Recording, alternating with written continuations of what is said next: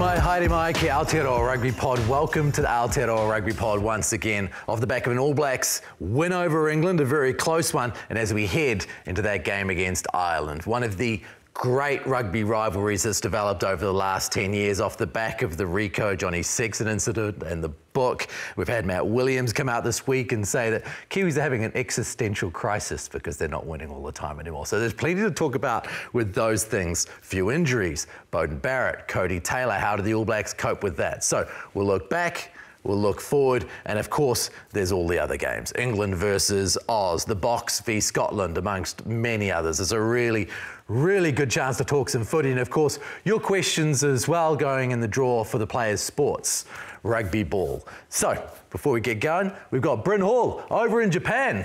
Brynna, a week into your new training schedule, you feeling good? Feeling good, lads. It was a tough week, to be honest, but no, it's been great to be able to integrate in with the boys and build some connections, be able to get myself familiar with the squad. So, yeah, really enjoyed it. And then a nice little 12 a.m. kind of wake up. So it was easy for me to watch. And yeah, a great game. Geez, you talk around these two teams, and 3 times they've played this year, and it's come down to fine margins. So yeah, it was really good, and no doubt I look forward to diving into a little bit more detail with you lads. And James Parsons, of course, joining us. And Jipper, we're heading into one of those weekends with like 7 test matches. So the wife can forget about seeing you.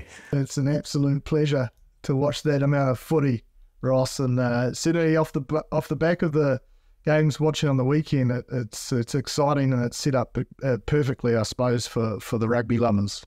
Well, let's start at the very start.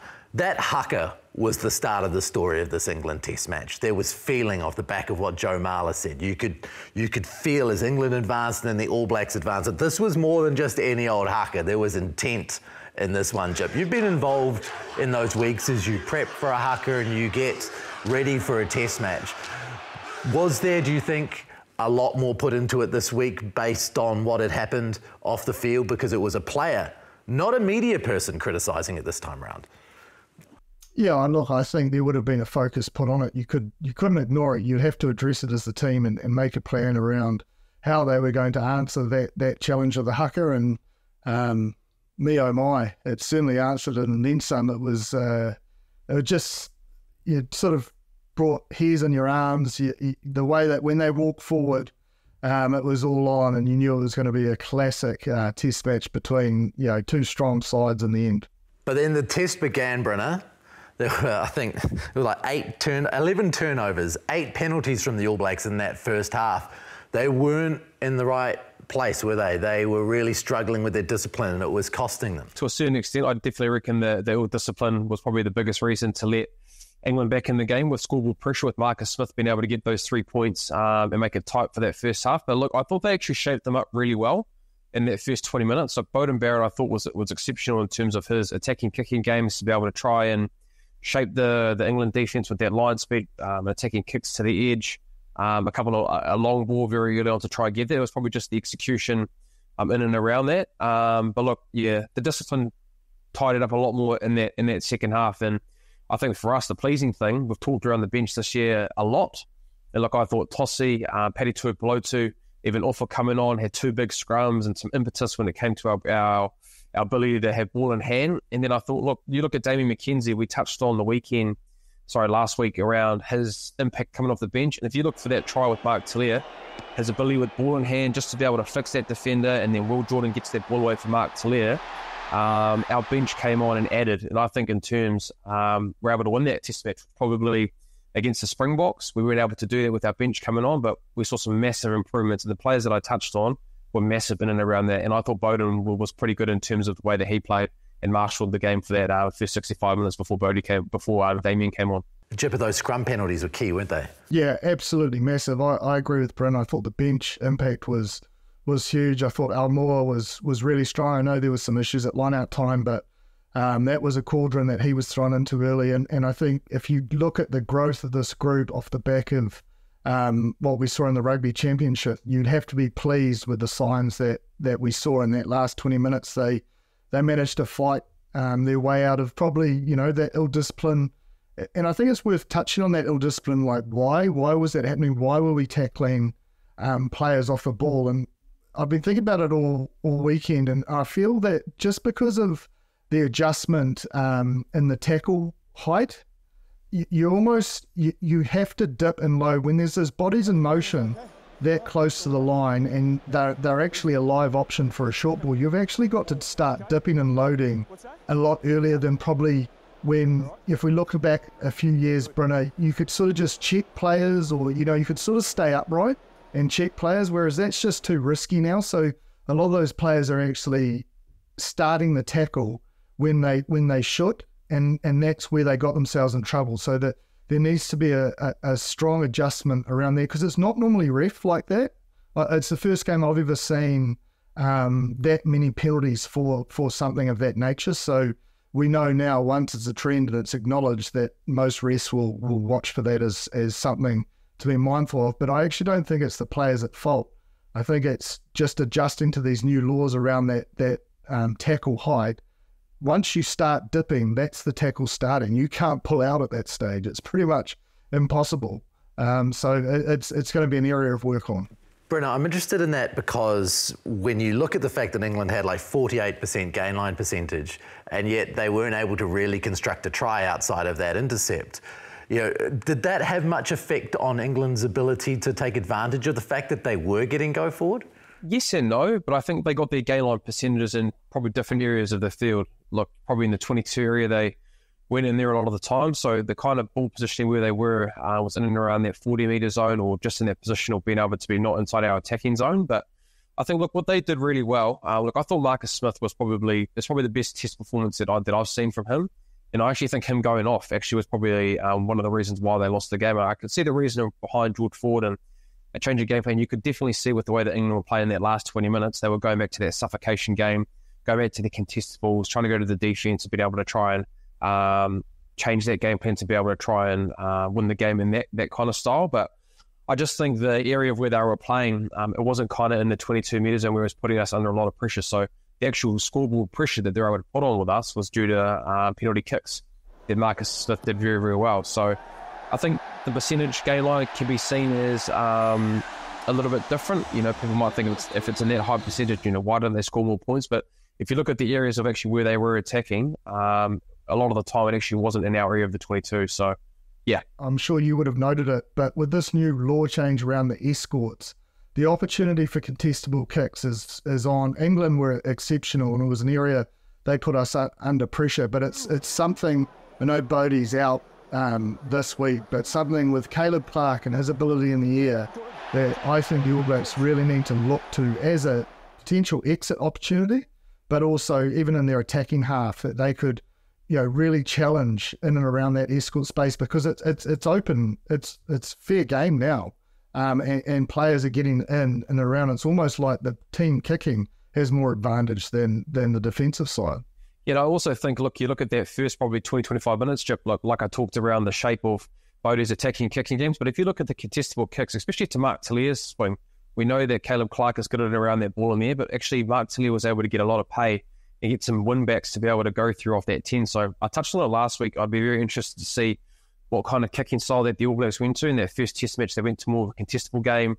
The second game, they went to more of a off 10 and been able to get, they got more dividends from there. And it was good to see that they were able to try and kick like that. Look, they had 30 kicks, 33 kicks for England. So you're talking around playing in that no-man zone and kicking on our terms to be able to build pressure. I think we're able to do that alongside with the line breaks. What did we have? We had 12 odd. What did you have there, Ross? 12 to 6. Yeah, 12 line breaks to 6, 12 to 6, and 16 offloads to 4 for England. So if you're talking around a marriage of both games of kicking very well and then still being able to have opportunities and having the offloads and the line breaks that we are getting, it's just the execution side, right? That Razor's probably touched on the whole year. But for the growth of this team to where we were probably in South Africa to not get a result in the last 20 minutes with our bench, very positive in that way, and being able to win the games through Damien McKenzie's kicking. Look, those 2 kicks that he got, one from the sideline that we talked about, but he first came on the field and he had to pretty much make that penalty a very simple penalty that people would think you need to get that, but he did it very well. So all in all, the finishing of the game was a lot better than I saw in South Africa, which is really pleasing for the All Blacks fans. Bodie's kicking early, man, converted tries like that, but all those things add up. And we say that test matches are won and lost on fine margins. The All Blacks really did execute in all areas, I felt. Even though their tackle percentage was slightly down, they put enough pressure on, 4 entries into the 22 for England, one try that probably came off the back of poor execution on attack versus anything with defence. So there is a growing trend, though, now with defence. Defence has sort of dictated international rugby for a long time. But if you're looking at all the numbers across Test match rugby, the tackle accuracy and the percentages is really dropping. Like England were under 70 to 79%, so under 80% tackle, but you wouldn't say they had a bad day. Yes, there were some one-on-ones where Mark Talia definitely found his form again, but this whole concept of rush defence does really weaken your ability to make tackles. But as we saw with the All Blacks, that rush defence puts your skill set under pressure, and that led to a high turnover count for them. So I suppose finding a balance in between, a little bit of an evolution in the game of international rugby, I feel at the moment. In particular, attacks are starting to dictate to defence rather than defence dictating to attacks. I talked around the shaping with our kicks to be able to try and go around them through our kicking game or bridge pass. It actually shaped up a few times where Wallace Atiti was actually to be able to go through a couple of line breaks because the defence was quite wide, and it probably was just a defensive area, but it just shows the percentage that you're talking about. If you don't get it right and you're not all on the same page, things like we saw with Wallace Atiti to be able to go through and make those line breaks to then, I guess, nullify that defensive pressure, it's really hard to do consistently. So that's another area that I enjoyed with seeing with the All Blacks. They were able to shape them very early on, but at the same time, there were opportunities in the game where they went through them and they were able to cause line breaks and a lot of havoc on that English defence. And I think with the All Blacks as well, like if you look at Will Jordan's try, the more that they can set up in the midfield, the more strike power they have. We know defensively for rush defenders to actually defend in the midfield, it's hard, and they were heavily stacked the open side England, and that little cutback and Genge, you can just see him over chase. We always say in I suppose defensive systems for tight forwards to stay high, your square hips towards the posts, and you're trying to stay high so that if there's any cutbacks or anyone enters that space late, you can clean them up. And you could just see Genge was panicked because they felt that pressure of Beauden Barrett's speed. He overchased there, which set up that hole for Will Jordan. So that again, for the All Blacks attack, the more time they can spend and get a strike play to the midfield, I actually think it's going to work to the weapons they have on the attacking side. And, I think Will Jordan is going to be a huge beneficiary of that. You've talked about kind of pushing passes and those little errors. One thing I found really interesting, and I don't know whether it was a courageous play or whether 99% of the time this wouldn't work, but when Damien McKenzie went right for that Mark Talia try, and Mark Talia was in a 4-on-1 situation, he had to get past 4 England defenders to score. They gave it a crack, Bryn. Despite the odds seemingly being well against them and a piece of magic being required. Sometimes that's all you need for guys like Mark or Caleb or Sevu or whoever it might be on that wing. They just need to have an opportunity. And the thing that I really enjoyed with the All Blacks probably in that second half is they actually chanced their arm.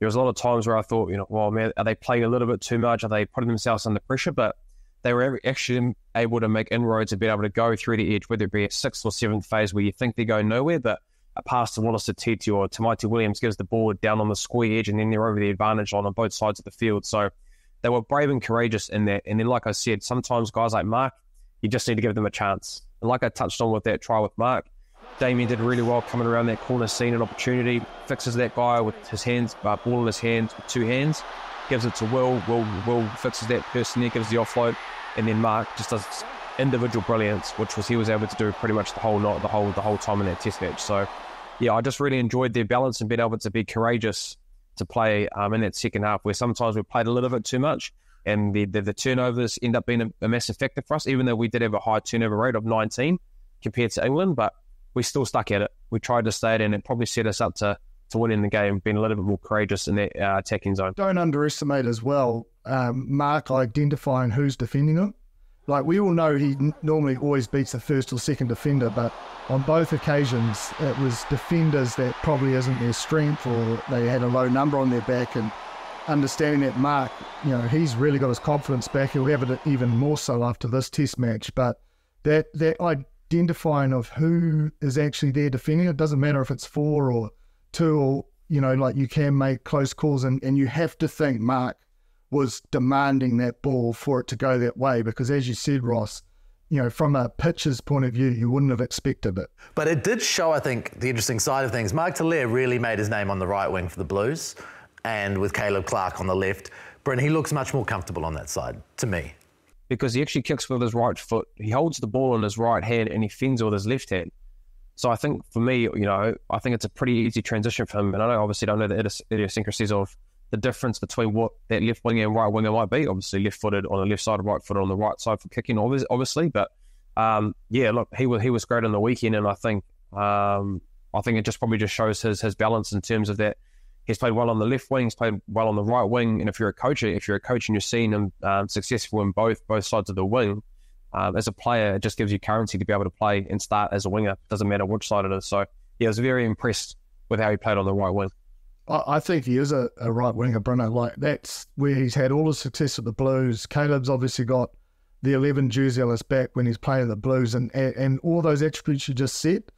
That's why he has been more successful on the right wing, and the more time he can spend there in the All Blacks jersey. But I felt like we know Mark really well, and he's a competitor, and I just feel like he's just had enough of sitting on the sideline, and he said, I'm just actually going to make a few statements of the way I play, and that's, he looks like he's got that focus and that edge about making a clear statement that he is the best right winger for the All Blacks at the moment.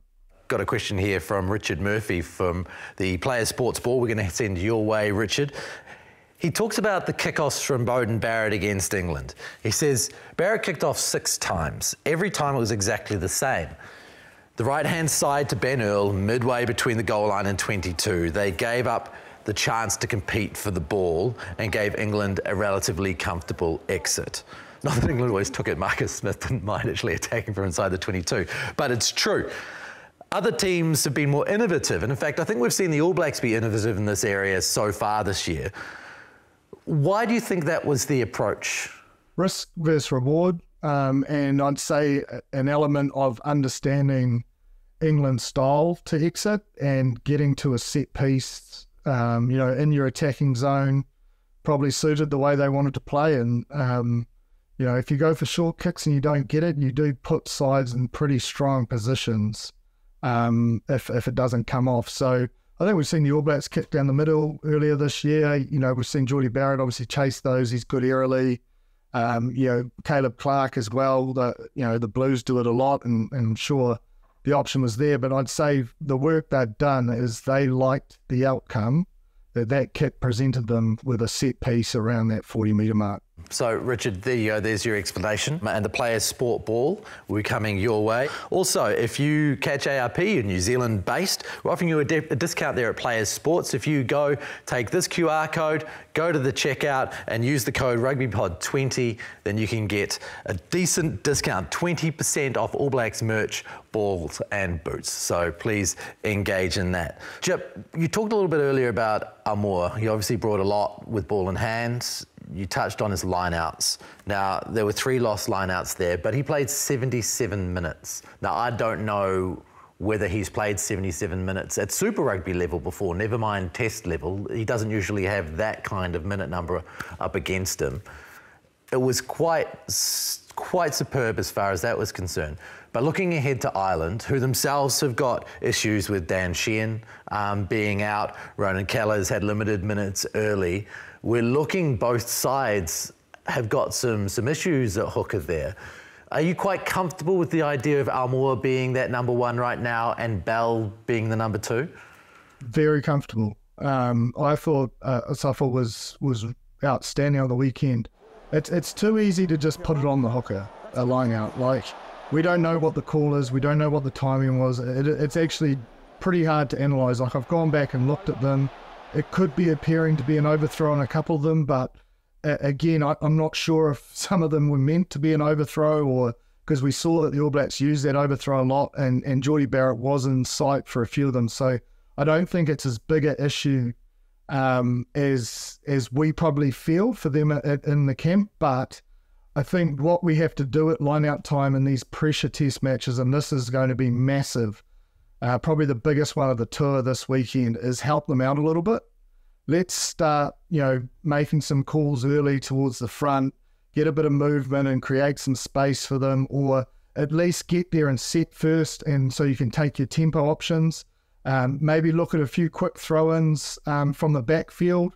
And it's not to say there's an issue, but it's a different level. It's a different intensity. There will be nerves. That's just nerves play on your ability to execute. So helping those two young men in their international career out with options you take at the line-out time, but also how you operate the quick throw in the backfield could pay massive dividends for them to be able to, show their prowess around the field, because both of them are excellent players, both sides of the ball.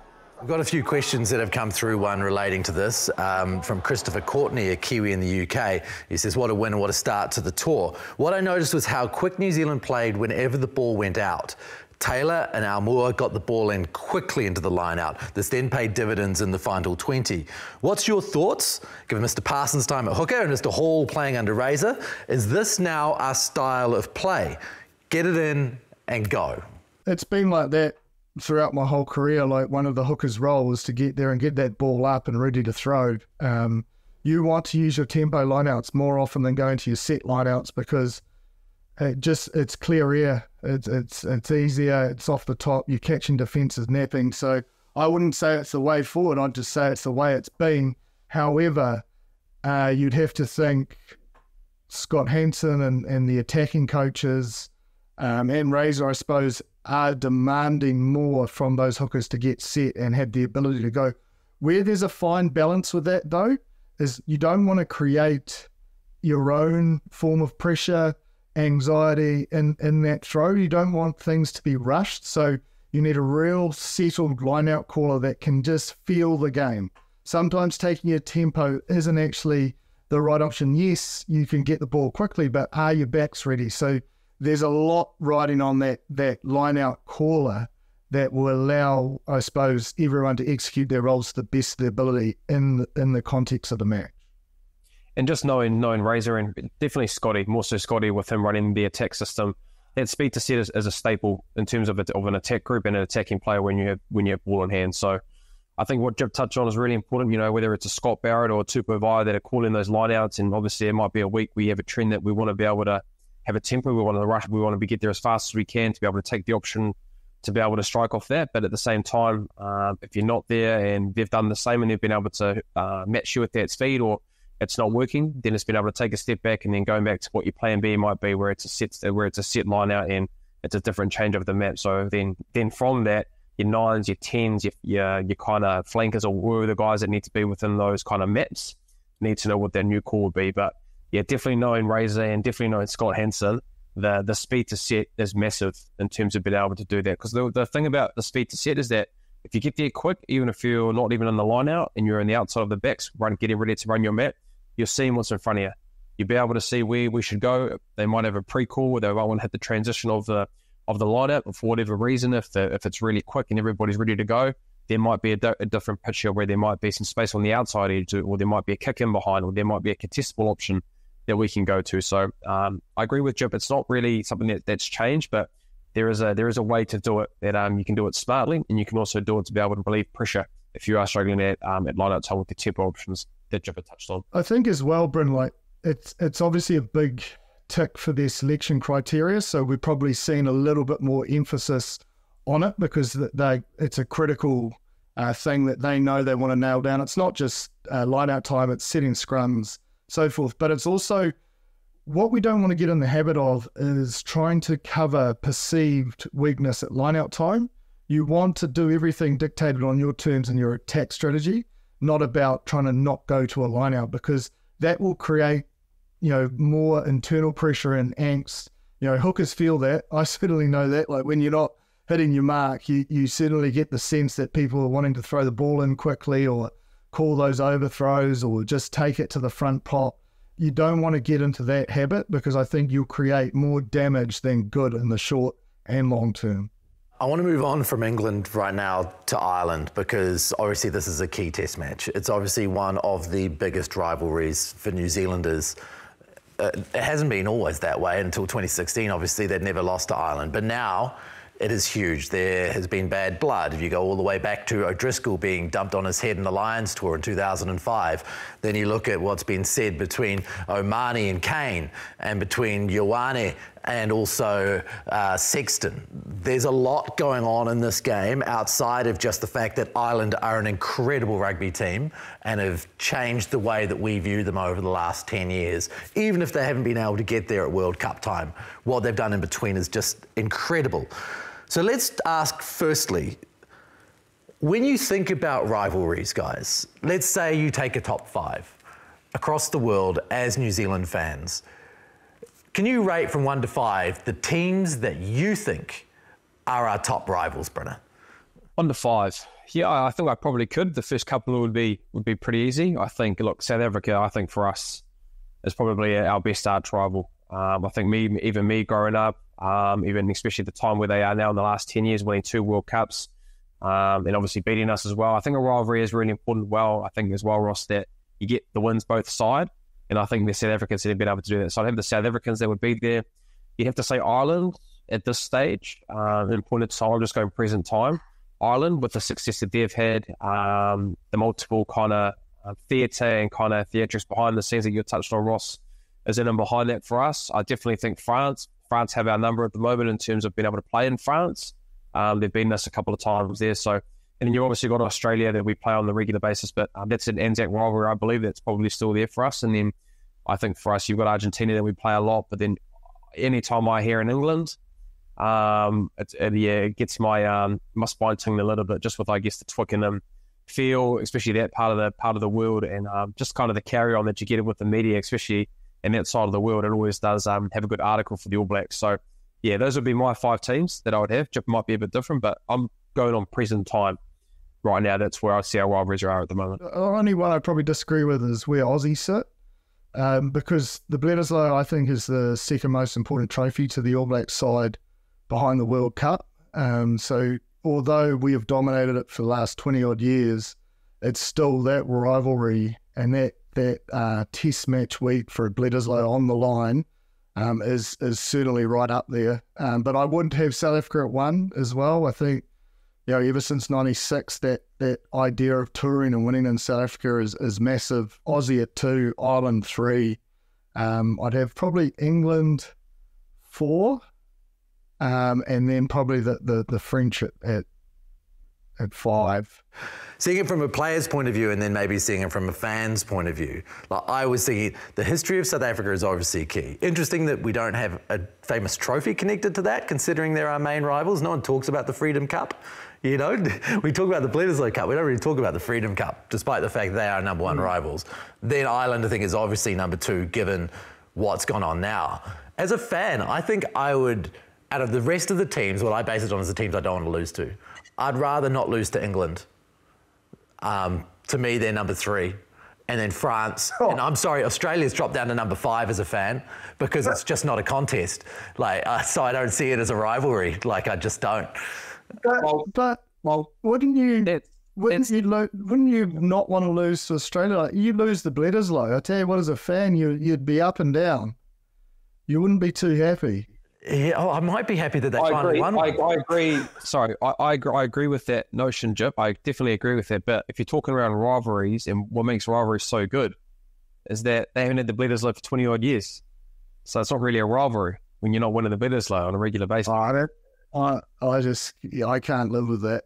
I think the first team that loses that Bledisloe, it's just not what you want. Then it becomes a rivalry. Then it proves that it's a rivalry. I can just tell you, the time I spent in the All Blacks, the Aussie week intensity was huge. It was that Bledisloe brought a level of rivalry that certainly the preparation, the focus, the definite want not to lose was heightened. More so probably the Bledisloe rather than maybe the Wallabies, but the history that's steeped in that trophy, it's like, she's a big old job. Sorry, Ross, that just shows us, mate, we haven't been in there, so we don't get that feel where Jipper really gets that feel of understanding. He can actually be able to talk about this. Actually, probably is a bigger rivalry than we're leading it on to be. So go on, you Jip. That's a cheap boy. It's an interesting matter of perspective. That leads me to the next thing that was really interesting that I read on the internet this afternoon, and that's Matt Williams. Matt Williams, who used to be coach of Scotland, Aussie bloke, works as a pundit within the Irish media, loves to make a big, bold comment and get a decent piece of clickbait. He had a really interesting quote, like it's quite poetic, but he said, the Kiwis have become so accustomed to, as they said, being superior to all other rugby species on the planet, that the realization that this image of themselves no longer holds true comes as a crushing blow to their self-image. Until a few years ago, the Kiwis considered their national team similar to the way the Romans thought the legions of their ancient empire. The Romans and the New Zealanders believed their warriors' global dominance was good for everyone, which of course is true if you were Roman or Kiwi.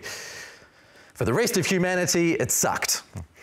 Like the Visigoth hordes, I'm not really sure what that is, sacking the ancient Roman capital, the Irish arrived in New Zealand in 2022 and they did not bother knocking on the door. Instead, they kicked it off its hinges and the New Zealand mindset has never recovered. Thoughts on that comment?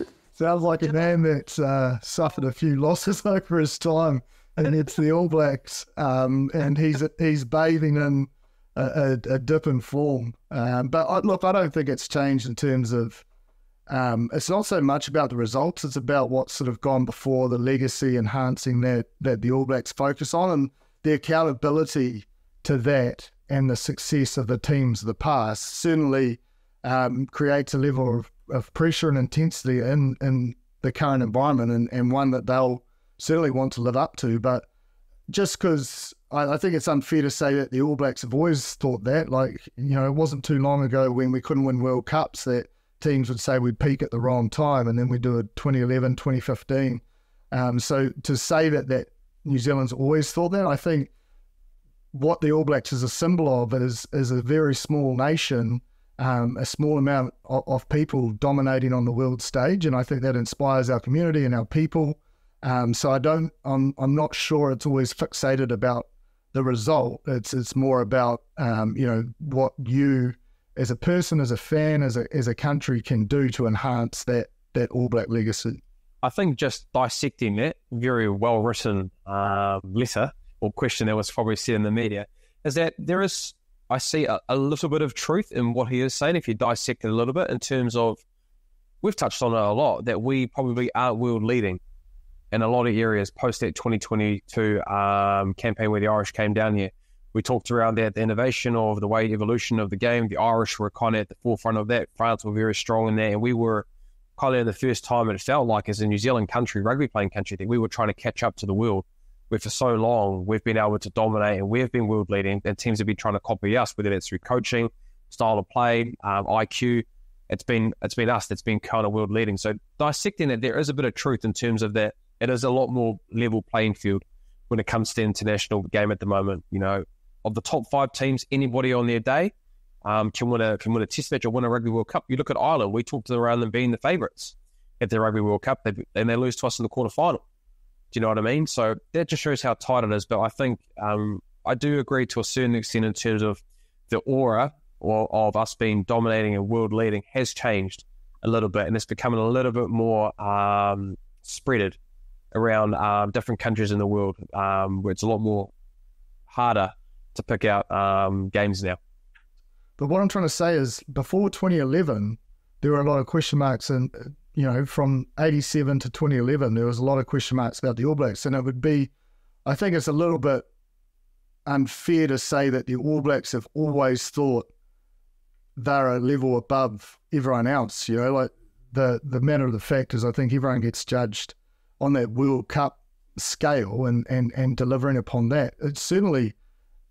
It's much closer now, but it wasn't always the All Blacks dominated either. Like back in 91, Australia were sort of innovative and leading the way, and South Africa came in 95 and so forth. So it's more, I think it's recency bias, because everyone just remembers that golden era, the best probably All Black team we've ever seen from 2011 to that 2015 World Cup.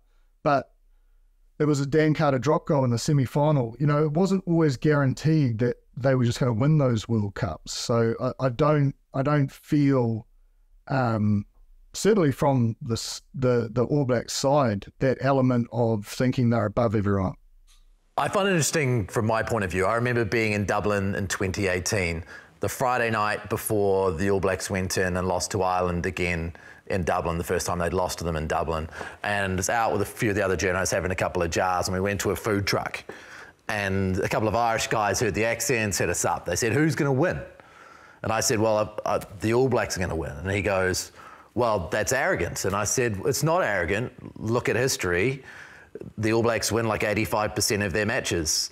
If you go into it as a betting man, you should say the All Blacks are going to win this game. They've never lost at this ground before.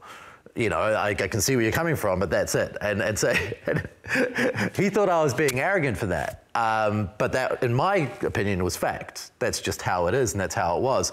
If I went to that food truck now and you asked me that same question, I would say, I don't know. Yeah. And that, to me, is the difference. I completely agree around that, Ross. And that's probably the difference in terms of like what my answer was, because I agree with Jip in terms of like obviously what he was saying, but I think with how the landscape has changed in terms of where rugby is at the moment on the global stage in terms of an international rugby, the margin of errors, we've continually heard this from Razor or coaches and those kind of and teams, the margin of error at test footy is so small. And if you get them wrong, look, we probably, if we win a few more moments, little moments in South Africa, we'd probably go 2 from 2. Because we're probably, for a lot of those test matches against South Africa, we were actually the dominant team. And now probably the South African comment section might blow up after this, also might disagree with us. But I felt after those 2 games, we should have actually won those games with how we were playing. So the margin of areas and with how close it is at the top 5 and even the top 8, to be honest, or even Argentina beat us as well. So it's just a lot different. And it's so competitive now when you watch international rugby. That's probably why you're seeing the international game so excited. In the comments that you're saying, Ross, but I don't know who's going to win, is exactly what we want. We've wanted that in Super Rugby, but we're getting that now at the international level. The current state of the game is a good thing. Like, you don't actually just want a predictable result every week. Like, obviously, I always want the All Blacks to win. There's no doubt about that. But in terms of what I felt, the emotions, how I was up and down out of my seat and the other morning, man, there's no better feeling. And you know, like despondent when there's a penalty and it comes off the post, then there's a knock on. Like, it's just you couldn't write a script. And then for Cam Roigard to rush off the line and put kick pressure on that forces it wide, I don't know, like that to me is more entertaining as an All Blacks fan, and it could have gone either way than 50-0. That's when you really learn about the body and the jersey and what they're, you know, trying to achieve. And for me, the tight nature of the top 6, 7, 8 sides is great for the game of rugby because it gets people engaged. People want to see that. New fans want to see that. They want to feel that. They want to be right on the edge of their seats to the final whistle. So as a New Zealander, to answer Matt Williams, was it? Like, I think it puts rugby in a better state and a much more entertaining game for all to enjoy. Win, lose, or draw. Even though I do sulk when we lose, I'll admit that.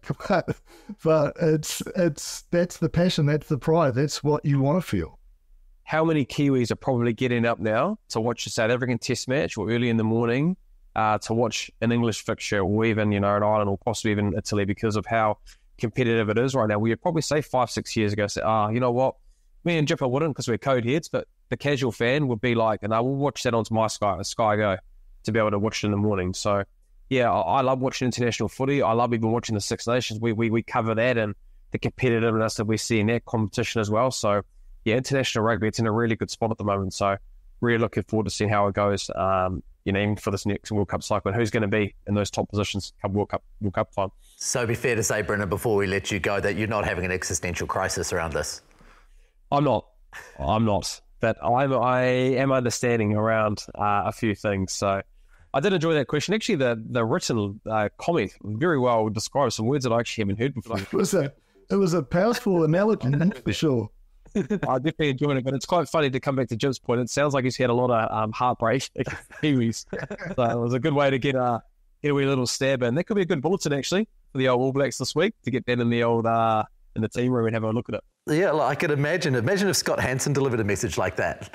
He'd be able to drive it really nicely, build it really nicely, whether he uses it or not. But Scotty, he'll find something to motivate that group. And you probably don't even need motivation to be in that group, but little gold nugget, you can find them like that. It does help. I actually love it. I love the pride and the passion other nations are showing as well. Like I love that idea of challenging each other, sticking up for your side, having a passionate point of view. Like, I just think, it's not something that we should worry about. We should just have our own take on our side and how we see it, but also look at it as a great opportunity to sort of further build this rivalry that's definitely building and becoming a very important victory for the All Blacks in particular.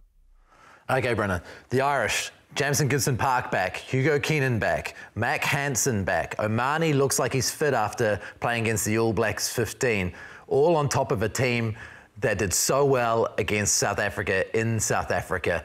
How do you see this one playing out? Oh, look, Ross, we'll never change. I think the last 4 years, every time you've asked us a tip to see who we think All Black. So that will not be changing. But look, I think exciting for the Irish, I believe. I think, look, we can't underestimate the fact that they did lose a Rugby World Cup against us, and there will be that internal motivation within that group to try and rectify that, just to be able to, I guess, get that feeling of being able to beat us again. You've got the Johnny Sexton and Rieko Ioane kind of saga that no doubt will be played out over in Ireland, and they have to be able to deal with those kind of pressures. You talk around the guys that have come back; they're gonna be very influential in that team. But I guess the only good thing for the All Blacks is they have rhythm. They've been able to play a lot of Test matches during this period where the Irish have had a big break, and they're playing probably their first Test match coming back. So the rustiness there's always an opportunity for that to be able to come back. We didn't see that with England. But look, you never know. It takes a little while to get there one. But I see a pretty good encounter. The physicality game will be massive in and around these two teams. It always is. Whoever seems to win that physicality battle and slowing down the ball, especially with Ireland and their attack structures, defensively, we're going to have to do that. So the margin of errors again will be very similar to what we saw in 2022, the World Cup final, and any time that we've played them, it'll come down to a moment. So I will be picking New Zealand, Ross, for the 60th consecutive time that you have asked me, and I look forward to a great All Black result, and hopefully we can review with happy smiles come Monday afternoon. Excellent, mate. Well, enjoy the weekend's footy, and we'll catch you then. Arigatou gozaimashita. So, Jip, what are your thoughts when you consider those guys who are coming back, and also the fact that they've also got problems at hooker with injuries, the Irish, and we saw some throw-in issues during the World Cup, didn't we, with the Irish? So there is some history there. What do you think about how those changes in personnel set them up?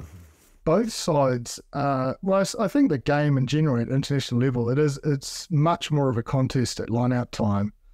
These days we've seen the growth of Wallace Atiti and the pressure that the All Blacks managed to put on South Africa, which is a very strong line-out. They will sense it as an opportunity to put pressure on. And when we look at these, like I spoke about before, around the quick throw, so when you're a team and you sense a weakness, you'll look to try and kick the ball right into the stand so that it can't be used as a quick throw, because you want to go to as many lineouts as possible.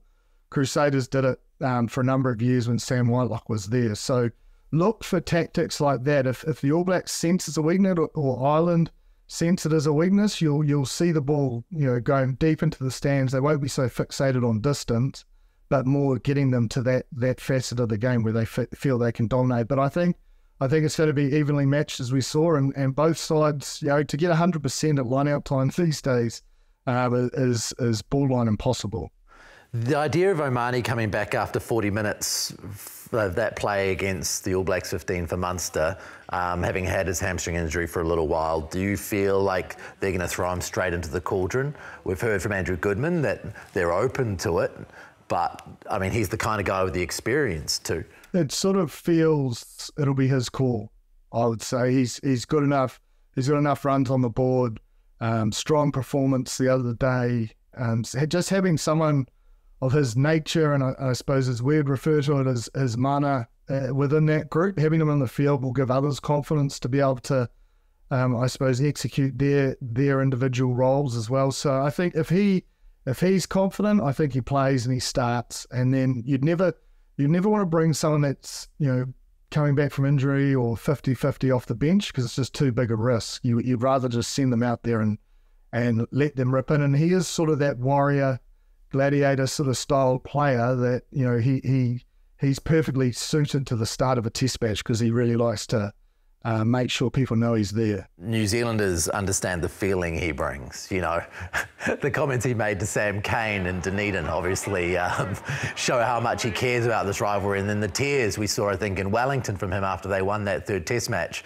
Like, those kind of figureheads within a rugby team, like when you think about your experience, those kind of figureheads, they mean something to more than just the performance, don't they? Oh, massively. And I suppose our ultimate figurehead is Richie McCaw, and he would go 20 odd weeks and then come and play a test match, play 80 minutes, and everyone would lift. His presence, his ability to sort of empower and inspire a group is massive, and Omani is that figurehead, and he is someone that has been openly vocal and really challenged the All Blacks, and I have no doubt the care that the All Blacks have for Sam Cane, and the desire to make sure he remembers what he said, and with a good victory will be high on their mind as well, because I sort of feel like Sam Cane's that figurehead at the moment. He's really sort of been reborn into that role. He's no longer captain, but he's the sort of guy that, as well, when you look around the changing shed, when he's there, it gives you a comfort that you're in the business, you're going to be in the contest. Plenty more games of footy to come this weekend as well, Jip, like lots and lots. Based off what you saw from England, do you see Australia any chance of winning that game? I don't, unless they do see some growth, but I think they're really, like, where the All Blacks got caught a couple of times is playing really flat, and against that line speed we obviously saw the intercept, and obviously a high number of turnovers because of that defensive pressure. If the Wallabies can create space between them and the England defence, because even though they tackled at 79%, when I saw that stat, it didn't feel that way, if in a weird way, like, and that's what rush defence does, is it does mean your tackle percentage does drop, but actual impact of your defence is pretty strong. And apart from some one-on-one tackles against Mark Talia, like, they were fairly sound. And let's be honest, from a system point of view, there were white jerseys there to make their tackle. They just didn't make the tackle. So I think that defensive pressure is just probably going to be too much with a side that's trying to find their attacking mojo, trying to understand how they play under this new system. And I think the English will be probably pretty confident after a game, if we're honest. They probably could have won. And I didn't touch on it with Bryn here, but it might be worth them looking to kick to the corner. I understand scoreboard pressure, and I understand their logic, but with someone like Marcus Smith, he's a weapon, and they've got big ball carrying forwards. You have to believe they could, once they get into the 22, manipulate defence and get more tries. I think it's a weakness in their tactical thinking, is probably not rating themselves enough, because I think when they get things going, they can be extremely dangerous, and it doesn't need to be too creative. You just need to dominate the collision, win the game line, fast ball. Players like Marcus Smith and co can really light things up. Okay, let's move on to the Box v Scotland. We obviously haven't seen the teams yet. You saw Scotland against Fiji. They ran away with it in the end. There were some dubious moments on defence from Scotland, but with Graham back on the right wing, looking good, their attack is looking pretty strong. Hugh Jones, obviously, they've got a good attacking side. Do you think that puts them in a place against the Box to win at home? It's stopping points. I don't think it's about how they score points. They certainly can do that, but they did defend a lot. They made over 200 tackles. Can I see them? It's a hard one without seeing the Box team, to be honest. Like, how much is Rusty going to change things up? But after the weekend, I'm not as fixated that it's just a straight Springboks win. But if I have to make a call today, I'm going to say Springboks. But looking at the side, and that may change. I picked Fiji last week. I thought Fiji were coming off, some pretty strong performances in their competition, but yeah, they just couldn't make hay while the sun shined, unfortunately, and they couldn't put that scoreboard pressure with all the possession they had in the Scottish half. Now, we do have a regular email. His name is Ian Beattie, and he did send in a question for you. Can you please remind me of James Parsons' prediction for Scotland versus Fiji? I can't seem to find it anywhere. Yeah, well, I said I was trying to spice things up, and I'm glad he tuned into the end. But yes, it was humbling, put it that way. But I'm a big fan of Fiji, so I had to get behind the lads. So, okay, let's go through all of these games for the weekend. All Blacks Island, you're obviously picking the All Blacks. Yeah, I am. But I think it's going to be down to the final 5 minutes again. It's going to need a big moment to win this one. Saturday morning, people don't forget New Zealand time, it's Saturday morning. It's not Sunday morning, it's not Monday morning, it's Friday night Island time. So don't miss that game because you set the alarm for the wrong day. Saturday morning for that match. Great way to wake up on a Saturday morning. I think that's actually a bigger point to consider as well, the short turnaround. And in a weird way, I sort of feel like it will work in the All Blacks' favour in the sense you can't overthink it. The week's not long, it's short, sharp. You've just got to back yourself, back your skill set. You're not going to have time to over-prepare, overthink. Initially, when I saw the schedule, I thought, oh, short turnaround, big test after big test. But the more I think about it, I sort of feel like it may work in their favour, especially with the two senior players not being available in Taylor and Barrett. It's actually just going to have to be, let's get on with it, guys, and let's rip in.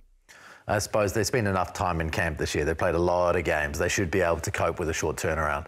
It's just because of the nature of the game, and teams of quite different international levels, so in terms of preparation and preparing. But what I'm saying, it almost makes them be fixated on themselves rather than the opposition. And I think when the All Blacks have shown that they've just focused on what they can control this season, they've been at their very best. So what do you sacrifice? Do you sacrifice a day off on a Wednesday, or what do you sacrifice in the name of playing Saturday morning? It's normally the big contact day. So you'll have your Monday, which will be your review, preview. You'll go out and walk it. You'll do some gym and so forth. Then you'll have your day off, and then you've basically got that big session on that. The day after the day off is when you sort of fine tune everything. But as you say, like, they're not going to adjust much. If anything, it's going to freshen them up and just sharpen that focus in a short week. Okay, next up, England versus Oz. You said you got England. Yeah. Romania versus Tonga. I mean, that's a pretty hard one to pick. I haven't seen much of the. I'm going to go Romania, though. Yeah, Tonga, they surprised me with the names they had in the Pacific Nations Cup. I sort of felt they'd do better than they did. So I sort of am leaning towards Romania. Yeah, time together is a difficult one, isn't it? Yeah, and it's another thing to have a game plan that works for those styles, and there are differing styles and I suppose parts of the world they play in. Yeah, but the good news for them is they're there. Samoa doesn't even a team up there because they don't have the money to make it happen. So, that gives them an advantage when it comes to preparing for the next World Cup in comparison to Samoa, who should be up north but aren't. Okay, Italy versus Argentina. Argentina away from home? You have to think Argentina can get this done. Since I'm off the back of a poor weekend of tips with Scotland, I'll back the Argies on this one. Okay, I'm with you on that. France against Japan, I'm imagining that's relatively straightforward. Surely France? Yes. Sure. Wales v Fiji is not quite as straightforward in my books. This Welsh team isn't a classic Welsh team. This Fiji team can do it. I'm going to stick with Fiji. They had enough opportunities that the Scots stood strong. I just feel they've got a big game in them on this tour. Georgia versus the All Blacks 15 is the other one on this weekend, outside of the ones we've spoken about. Man, what I saw from the All Blacks 15, it was pretty impressive. There's some players in there that could definitely play test match footy.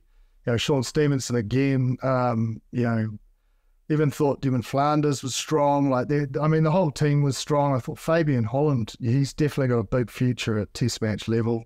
Brodie McAllister's obviously got the call up. I think they win this convincingly, but the Maul defence needs a good look at, because the style of play isn't going to change too much. If they are ill-disciplined, Georgia will go to the corner and look to march things over with them all. Well, Jipper, it's going to be a great weekend of footy. Enjoy it, mate. We'll see you again next week.